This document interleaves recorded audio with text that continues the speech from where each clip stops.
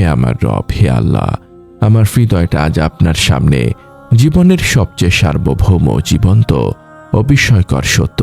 আমি যখন ভাবি আমার প্রতিটি স্পন্দন আপনার ইচ্ছায় চলে, আপনার ইচ্ছা নিয়ে চূড়ান্ত মিনতিতে নত জানু। আমি সেই বান্দা যিনি মাত্রই উপলব্ধি করেছেন আমার এই চোখের শুকরিয়া আমি আদায় করতে পারছি না, কিন্তু চোখ তো কেবল একটি অঙ্গ।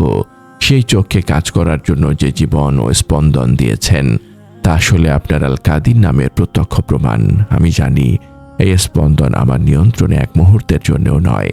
আপনার ইচ্ছায় এই উপলব্ধি হলো আপনার একচ্ছত্র কর্তৃত্বকে স্বীকার করা এবং জীবনকে আপনাকে উৎসর্গ করা।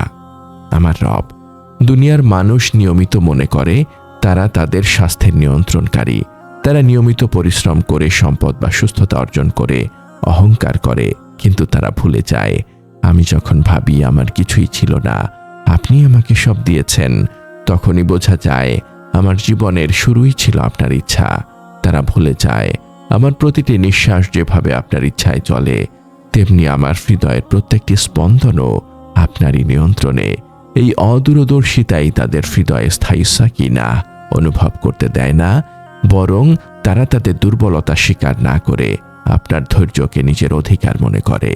আমার প্রতিটি শুকরিয়া যেন আমার নিয়ামতকে আরো বাড়িয়ে দেয়। এজন্যই জীবনের এই মৌলিক নিয়ন্ত্রণকে স্বীকার করা জরুরি। কিন্তু আপনি হলেন আল কাদির, পরম ক্ষমতাবান।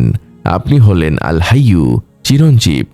আপনার আল কাদির নাম, এই নামটি আমাকে শেখায় আপনি আমার দেহকে চালাতে সক্ষম, আর আমার ইচ্ছা আপনার ইচ্ছার আওতায়। আমার কোনো পরিকল্পনা বা চেষ্টা সফল হতে পারে না যদি আপনার ইচ্ছা না থাকে। আপনি হলেন আল হাইয়ু, এই নামটি আমাকে শেখায় আপনি আমার জীবনের উৎস, আর আপনার ইচ্ছা হলো সেই উৎসকে সচল রাখার একমাত্র শক্তি। এই আস্থা আমাকে বিপদের সময়েও শান্তি দেয়। আপনি আমাকে কত বিপদ থেকে বাঁচিয়েছেন। এই অনন্ত ক্ষমতা ও জীবনদান আমাকে আপনার সাথে আমার ভালোবাসার গভীর রাতকে সত্য করতে সাহায্য করে। আমি যখন ভাবি হে আল্লাহ, এই আপনারই ইচ্ছায় এটি হলো আমার জীবনের চূড়ান্ত স্বাধীনতা, যখন আমি আপনার ইচ্ছার কাছে আত্মসমর্পণ করি, তখনই আমি দুনিয়ার ভয় ও দুশ্চিন্তা থেকে মুক্ত হই। এই অবিচল ভরসাই আমাকে আপনার ইবাদতে উৎসর্গীকৃত থাকতে শেখায় এবং আমার জীবনের আমানতকে সর্বোত্তম পথে ব্যবহার করতে উৎসাহিত করে। আমার জীবনের শেষ আমল যেন হয় আপনার আল কাদির নামের ক্ষমতার আশ্রয়ে বিনয়ী হয়ে ফিরে যাওয়া। এই অবিচল প্রত্যাবর্তনই যেন আমার ফিরে আসার পথে মুক্তি হয়। হে আল কাদির, হে আল হাইয়ু, হে আল মুহি, আমার এই দোয়াকে আপনি কবুল করুন। আমার প্রতিটি স্পন্দন যেন আপনার চূড়ান্ত ইচ্ছার সাথে মিলে যায়। আমার জীবনের শেষ আমল পর্যন্ত যেন এই আন্তরিক মিনতি আমার হৃদয়ের সঙ্গী হয়। আসসালামু আলাইকুম ওয়া রাহমাতুল্লাহি ওয়া বারাকাতুহু। আমাদের এই প্রশান্তির আয়োজনে আপনাকে স্বাগতম। আলহামদুলিল্লাহ, আমরা আজ আমাদের এই আধ্যাত্মিক সফরের 460তম পর্ব নিয়ে উপস্থিত। আমরা আজ ঈমানের সেই মূল ভিত্তিকে নিয়ে কথা বলবো, যা মুমিনের জীবনের নিয়ন্ত্রণকে একমাত্র আল্লাহর হাতে ছেড়ে দেয়, তাকে আত্মনিয়ন্ত্রণের মিথ্যা ধারণা থেকে মুক্ত রাখে এবং তাকে আল কাদির, রবের চূড়ান্ত ক্ষমতা ও নিয়ন্ত্রণের প্রতি নির্ভরশীল করে তোলে। তা হল ইরদাতুন নফস, আত্মার স্পন্দন ও চূড়ান্ত ইচ্ছার নিয়ন্ত্রণ।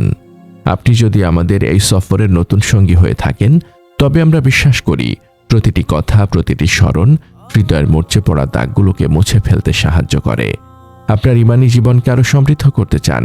আমাদের ব্লগে পড়ুন অনুপ্রেরণামূলক প্রবন্ধ, শুনুন হৃদয় ছোঁয়া অডিও এবং আপনার জীবনের প্রতিটি প্রশ্নের ইসলামিক সমাধান খুঁজে নিন। আজই ভিজিট করুন আমাদের ওয়েবসাইট www.humakantho.com। আজকের এই মোনাজাতটি সেই সব বান্দার জন্য যারা জানেন একমাত্র আল্লাহর ইচ্ছাই জীবনের প্রতিটি মুহূর্তের মূল শক্তি। আল কাদির, আল হাইয়ু ও ক্ষমতার স্বাক্ষর। জীবনের এই স্পন্দন কেন আল্লাহর ক্ষমতার সবচেয়ে বড় স্বাক্ষর? আল কাদির ও আল হাইয়ু নামের জ্ঞান এই অনুভূতিকে কিভাবে প্রতিষ্ঠিত করে? আল কাদির, সর্বময় ক্ষমতা। আল্লাহ হলেন আল কাদির, তিনি আমার হৃদয়কে মুহূর্তে মুহূর্তে চালান। আমি যদি এক মুহূর্তের জন্যেও এই নিয়ন্ত্রণ নিতে চাই, তবে আমার অক্ষমতা প্রকাশ পায়। আল হাইয়ু, জীবনের উৎস। আল্লাহ হলেন আল হাইয়ু, তিনি চিরঞ্জীব এবং জীবনের উৎস। আমার ক্ষুদ্র জীবনটা আপনারই চিরন্তন জীবনের সামান্য দান, অদেখা নিয়ামত। এই স্পন্দন যে বিরতিহীনভাবে চলছে তাও আপনারই অদেখা নিয়ামত। যদি কোনো অসুস্থতা আসে তখনই আমরা এর মূল্য বুঝি। মালিকানার স্বীকারোক্তি। আমার এই দেহ ও এর ভেতরে সব কিছু যে আপনারই মালিকানা ও নিয়ন্ত্রণে, এই কথা স্বীকার করা হলো তাওহীদের প্রথম শর্ত। ইচ্ছার আমল, তাওয়াক্কুল, মুরাকাবাহ ও আত্মসমর্পণ।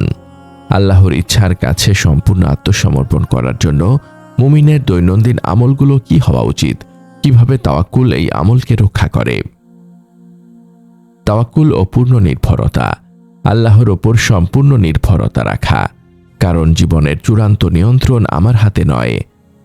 মুরাকাবাহ ও সচেতনতা। আমার জীবনের প্রতিটি মুহূর্তকে সচেতনভাবে আপনার ইচ্ছার সাথে মিলিয়ে নেওয়া। এই চেতনা আমাকে আমার চোখের অপব্যবহার থেকে রক্ষা করে। ইস্তিগফার ও বিনয়। এই স্পন্দন যে আমার নিয়ন্ত্রণে নেই, এই চিন্তা আমাকে অহংকার থেকে মুক্ত করে এবং বিনয়ী হতে সাহায্য করে। ইস্তিকামাত ও অবিচলতা। ইস্তিকামাতকে দৃঢ় রাখা, যেন আমার জীবনের শেষ মুহূর্ত পর্যন্ত এই আত্মসমর্পণ বজায় থাকে। ফল সাকিনাহ, হুসনুল খাতিমা ও চূড়ান্ত মুক্তি। এই স্পন্দনের উপলব্ধির অভিজ্ঞতা মুমিনের জীবনে কি চূড়ান্ত ফল নিয়ে আসে, কিভাবে এটি স্থায়ী শান্তি ও শেষ আমলকে নিশ্চিত করে। সাকিনাহ ও অস্থিরতা মুক্তি।